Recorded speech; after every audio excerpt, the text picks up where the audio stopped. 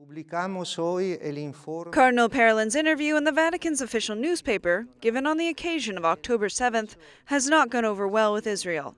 The Israeli embassy to the Holy See published its criticisms of the Cardinal's words with this message. Israel claims the interview was well-intentioned, but at the same time points out that his responses risk undermining the efforts to end the war. This transpired while negotiations are taking place in Egypt based on Donald Trump's peace plan. The discontent stems from three specific points. First, they say Parolin focused on criticizing Israel. Secondly, they believe he overlooked Hamas's refusal to release the hostages. Third, and perhaps most controversial, they disagree with the use of the term massacre, which, according to the embassy, equates Hamas's terrorist attacks with Israel's legitimate right to self-defense. The Vatican statement came directly from the Pope just a few hours later. The press asked Pope Leo XIV about the message, and the pontiff responded with his full support for his number two. Preferisco non commentare adesso, il Cardinale ha espresso molto bene quello che diciamo l'opinione della Santa Sede in questo senso. The first thing Parolin did in the interview was condemn the terrorist attacks of October 7th, something that the diplomat, the Holy See, and the popes have done from the beginning of the conflict. The brutal violence perpetrated against children, women, young people, and the elderly cannot be justified in any way.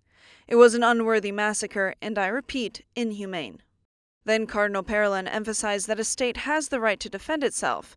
However, this is where he goes on to underline the importance of proportionality, which became the source of Israel's displeasure.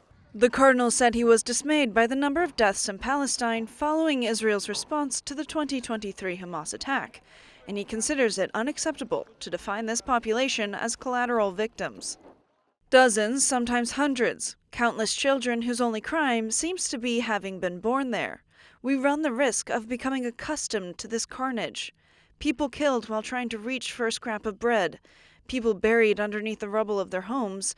It's unacceptable and unjustified to reduce human beings to mere collateral victims. Thus, where the controversy begins. According to the Israeli embassy, Israel's actions cannot be compared to Hamas's actions. There is no moral equivalence between a democratic state that protects its citizens and a terrorist organization that tries to kill them. We hope that future statements reflect this important distinction. Regarding the release of Israeli hostages by Hamas, Parolin said he's deeply moved by the images of prisoners held captive in tunnels, starving. He once again offered Israel the assistance of the Holy See in whatever it needed.